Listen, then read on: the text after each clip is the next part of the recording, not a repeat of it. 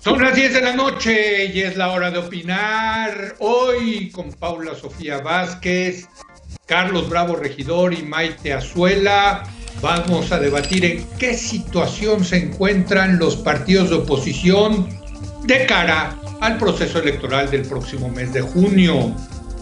Después voy a platicar con el consejero Ciro Murayama sobre las reglas que aprobó el Instituto Nacional Electoral para evitar la sobrerepresentación de los partidos en la Cámara de Diputados.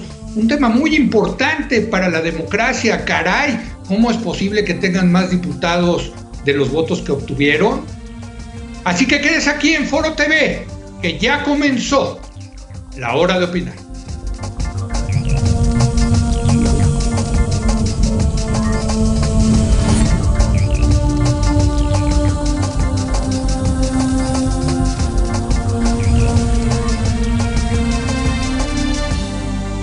Buenas noches, estamos a poco más de 2 meses de que se lleven a cabo las elecciones del próximo 6 de junio.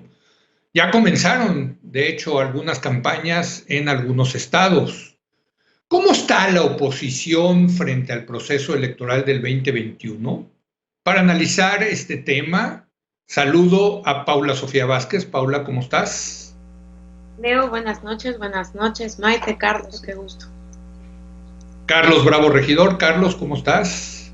Hola, ¿cómo están? Muy buenas noches. Y nos da un extraordinario gusto que esté con nosotros el día de hoy Maite Azuela. Maite, ¿cómo estás? Muy buenas noches. El gusto es mío, Leo. Saludos a todos. Déjame comenzar contigo, la invitada, Maite. ¿Hay oposición en México? ¿Cómo la estás viendo?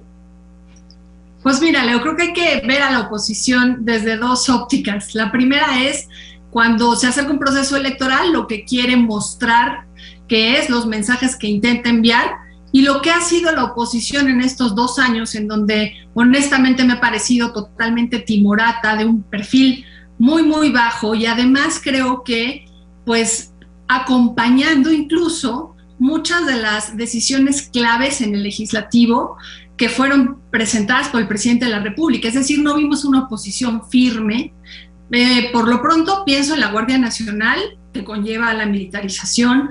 Dimos varios pasos atrás en temas de sistema penal, ¿no? Como ahora hay un montón de delitos que requieren prisión preventiva, la contrarreforma educativa, incluso elevaron a rango constitucional algunos de los programas clientelistas del gobierno, y ahí la oposición fue de la mano de la Cuarta Transformación.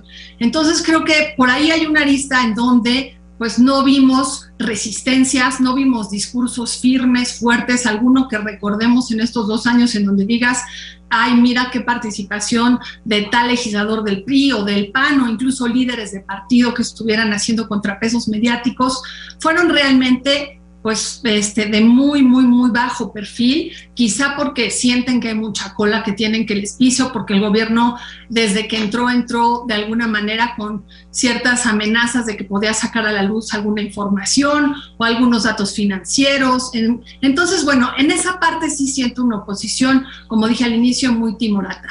Y ya a la hora de salir a elección, ahora sí arman un frente que no fueron capaces de armar en el Poder Legislativo para por lo menos hacer resistencia a ciertos nombramientos que eran impresentables, a desmantelamiento de instituciones como la Comisión Nacional de Derechos Humanos. Entonces, pues ahora veremos cómo van unidos estos que no supieron unirse en el momento en que era determinante presentar resistencias, Leo. Carlos. Pues mira, Leo, yo creo que podemos empezar hablando de lo que yo llamaría los saldos sin liquidar del 2018 que todavía tiene la oposición. Realmente creo que los partidos, digamos el PAN, el PRI, el PRD, pues no han lidiado con las razones de su derrota a nivel federal en el 2018 y tampoco han imaginado un horizonte de futuro pues posterior un poco a esa situación. Creo que han pasado ya casi 3 años, de hecho, desde esas elecciones del 2018, y tenemos por un lado oposiciones desdibujadas ideológicamente. Digamos, me parece que la única coordenada de claridad para identificarlas, pues es que en cierto sentido son los partidos del pasado a los que el electorado decidió darles, buena parte del electorado decidió darles la espalda en el 2018.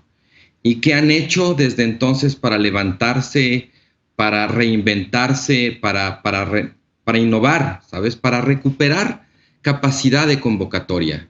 Porque a mí me da la impresión de que el principal argumento opositor, ya digamos en la antesala de las elecciones intermedias, es pedir el voto de castigo, digamos, contra los malos resultados del gobierno de López Obrador.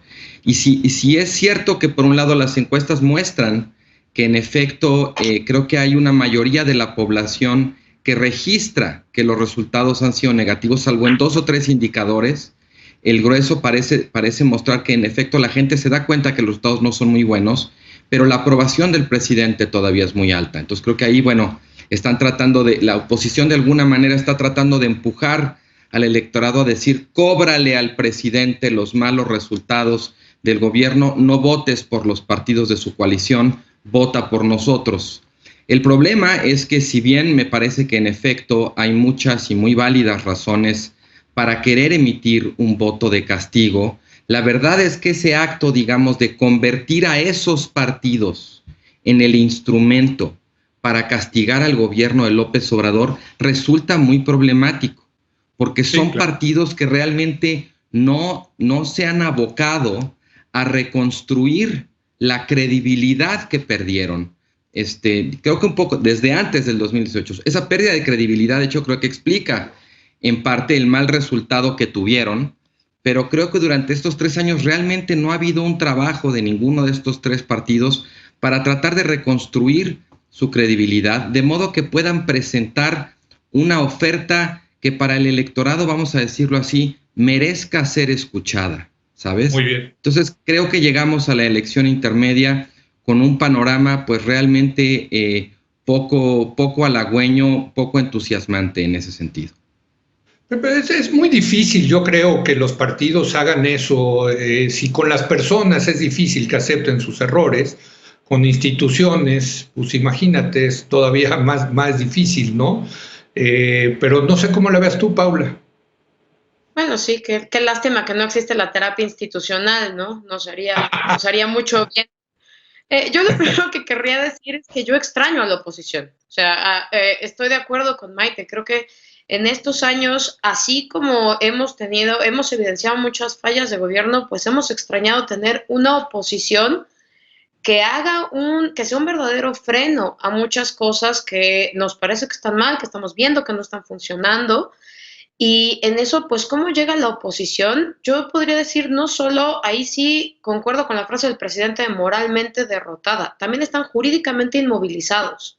O sea, tienen tanta cola que les pisen que, pues, un poco es difícil que se reinventen siendo los mismos, ¿no? Incluso si hablamos de temas como la marca, ¿no? Sí, podemos decir que son marcas que independientemente de que renueven cuadros o no renueven cuadros, que no lo han hecho, pues son marcas que ya tienen muy mala fama, ¿no? Entonces, en ese sentido, pues creo que llegamos con...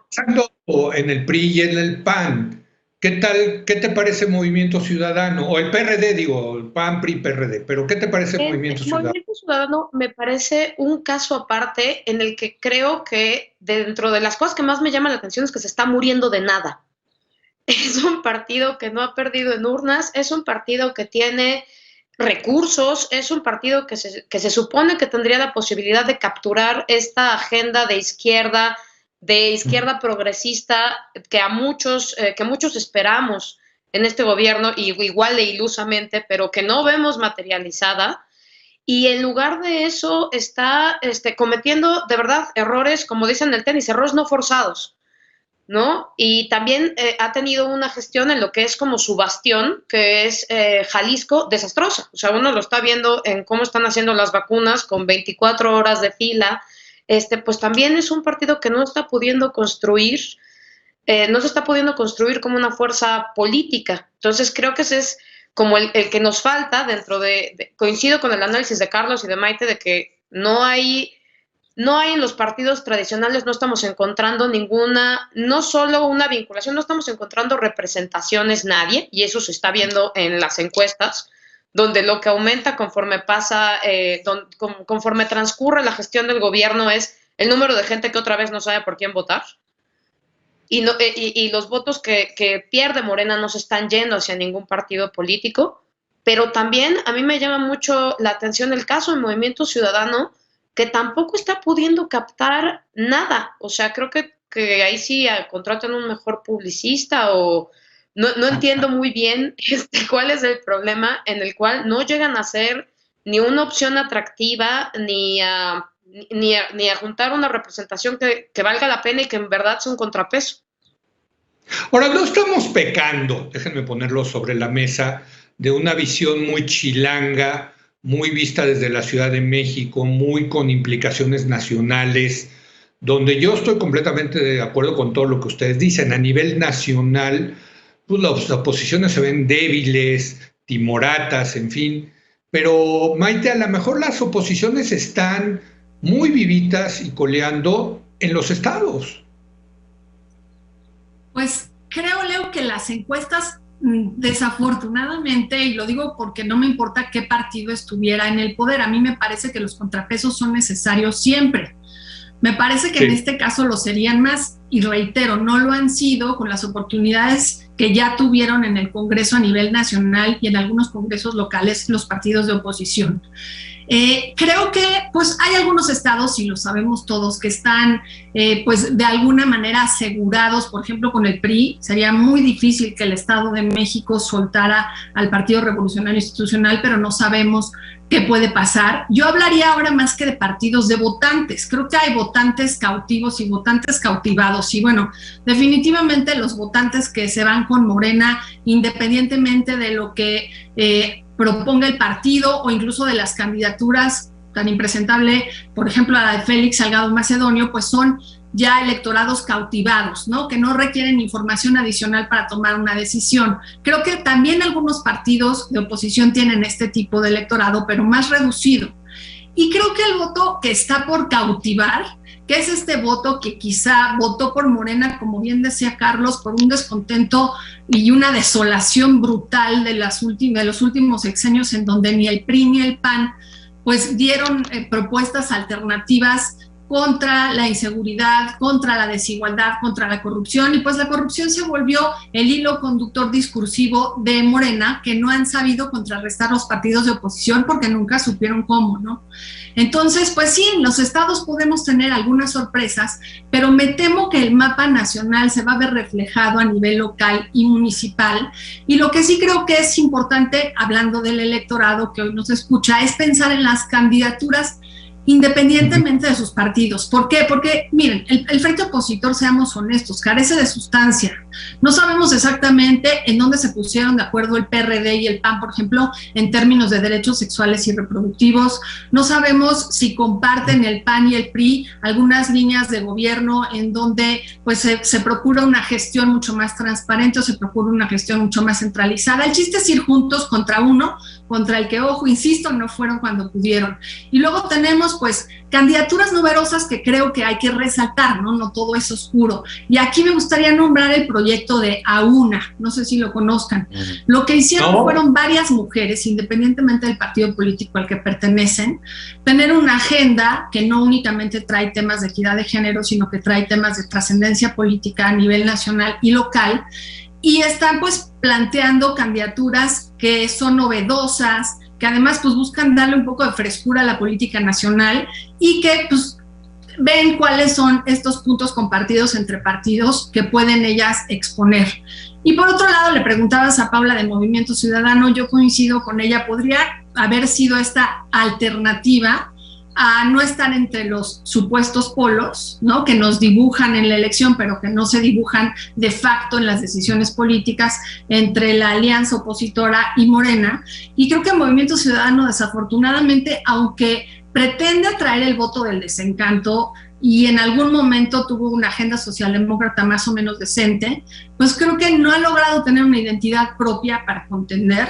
Incluso Jalisco podría haber sido uno en donde se reforzara, y creo que también hay inercias internas que se parecen a las del resto de los partidos, que obstaculizan mucho la entrada de personalidades políticas potentes o incluso la reelección. Pienso en Marta Tagle, una excelente diputada, a la que no le permitieron, porque como sabes son las cúpulas de los partidos las que deciden quién se reelige y quién no le permitieron reelegirse.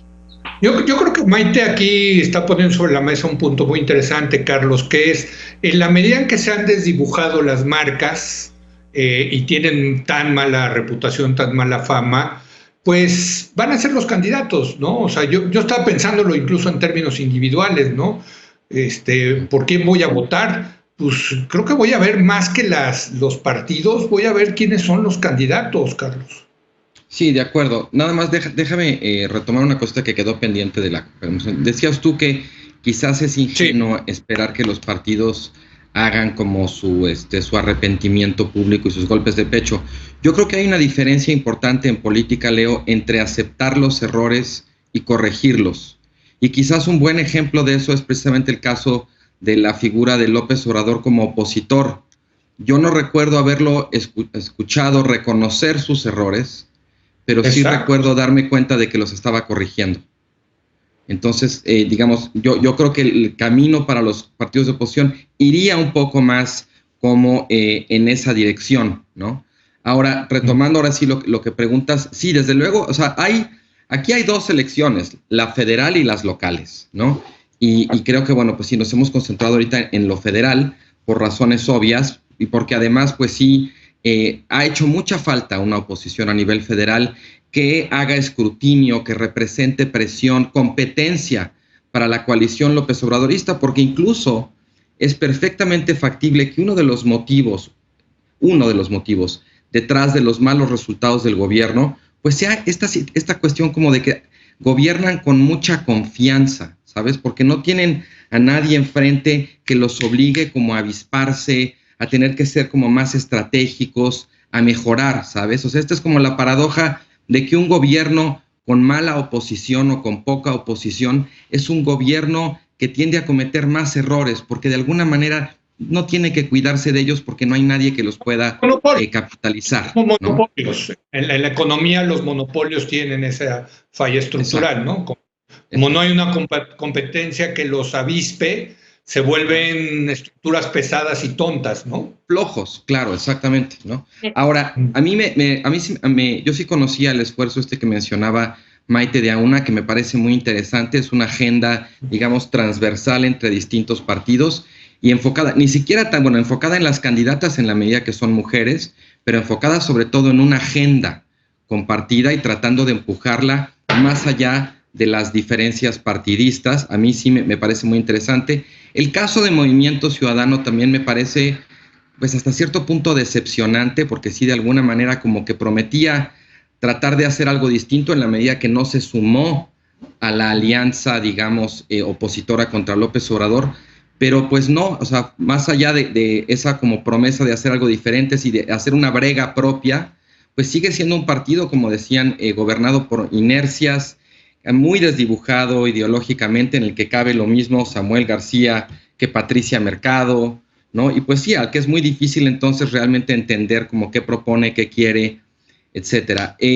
Yo creo que sería muy importante en esto, Leo, también, y a lo mejor es una buena idea para el programa, pues dedicar tiempo a estudiar y a discutir las elecciones locales por estado, ¿sabes? Porque también, de alguna manera, siempre tenemos esta perspectiva chilangocéntrica. Y tenemos mucho que aprender. Con la Wikipedia de las elecciones locales, que es Alejandro Cruz, lo estamos haciendo. Y muy interesante, porque sí, efectivamente hay diferencias enormes entre cada uno de los estados. Sí, por alguna razón, digamos que no viene a cuento aquí entrar a discutir. La verdad es que la cobertura de los medios de comunicación en general, a nivel nacional, nos queda debiendo muchísimo en términos del conocimiento que tenemos, de la comprensión que podemos tener de lo que está pasando a nivel de la política local. Sí, no, totalmente. Ya nos los dijo el otro día Alejandro Cruz. Yo, por ejemplo, no sabía que en San Luis Potosí estaba poniéndose buena la contienda, ¿no? Tan buena como en Nuevo León, ¿no? Pero, en fin, un último comentario, se nos acaba el tiempo, Paula. Yo repito, creo que ya lo he dicho varias veces, en que en estas elecciones efectivamente van a tener un alto componente local. Cada entidad federativa va a tener como sus dinámicas específicas, sus candidatos específicos, pero creo que sí la tendencia general es que Morena, si no gana, crece. Creo que sí es una de las cosas donde estamos viendo que pues Morena ya se volvió o el primero o el segundo lugar. Sí hay elecciones que van a estar más cerradas de lo que ellos pensaban. También hay entidades federativas que van a defender sus bastiones. Y hay también entidades donde pues Morena es oposición, ¿no? Y entonces pues también opera en una dinámica distinta que creo que me parece que le es más cómoda que la dinámica de gobierno. Y pues vamos a ver ahí cómo les va, cómo ganan. Y otra de las cosas que ahí me llama mucho la atención a mí es este salto en el que Morena compiten muchas entidades federativas con candidatos que hace 17 segundos también eran opositores, ¿no? O sea, yo no entiendo por qué si Clara Luz tenía posibilidades de ganar, no la registró el PRI, ¿no? Entonces, no, bueno, que como dicen en el Padrino, te voy a hacer una oferta que no vas a poder rechazar. Sí, entonces esas son también dinámicas que vale la pena como ir entendiendo de cada una de las entidades federativas y claro, justo saber, pues, quién ganó, o sea, a Clara Luz se lo ofrecieron, pero se lo ofrecieron por Morena y valía más la pena, o tenía más posibilidades de ganar por Morena, ¿no? Y esas son las cosas que también sirven para entender hacia dónde va la oposición. Yo creo honestamente que la oposición aquí en México está metida en una trampa mortal. O sea, yo creo que ya es casi mortal. Son franquicias que tienen muy mala fama, no están pudiendo reinventarse, y por el otro lado, pues tampoco estamos viendo posibilidades de decir, bueno, pero pues estamos muy contentos con los que estamos, ¿no? Con lo que estamos, ya no representan a nadie. Y ahí nada más me gustaría concluir con una cosa rapidísima, y es que creo que en este tema de la oposición, y qué bueno que Maite menciona lo de AUNA y las agendas, hay como 2 daños colaterales en este como gran conflicto que hay entre la oposición y el gobierno, que son las agendas. O sea, creo que hay un montón de agendas que se están quedando de lado y agendas que en el momento en el que las toca la oposición, las contamina.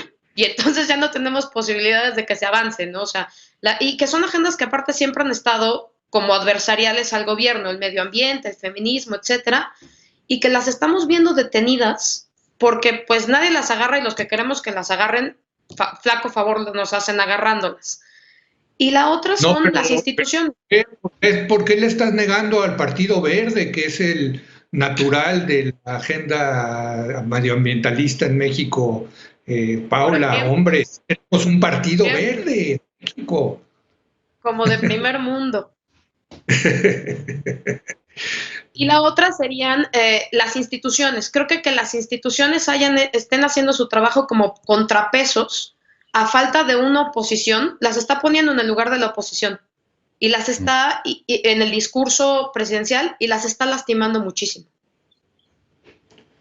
Pues bueno, se nos acabó el tiempo. Muchas gracias. Gracias, Paula. Buenas noches. Gracias, Leo. Gracias, Maite. Carlos. Carlos, muy buenas noches. Gracias, muy buenas noches. Maite, querida, gracias por acompañarnos esta noche y otro abrazo solidario para ti. Gracias, recibo el abrazo y un abrazo para ustedes. Gracias. Hacemos una breve pausa. Voy a regresar a platicar con el consejero del Instituto Nacional Electoral, Ciro Murayama, sobre pues estas nuevas reglas que está sacando el INE para evitar que un partido tenga más representación en la Cámara de Diputados de la que sacó en las urnas. Regresamos.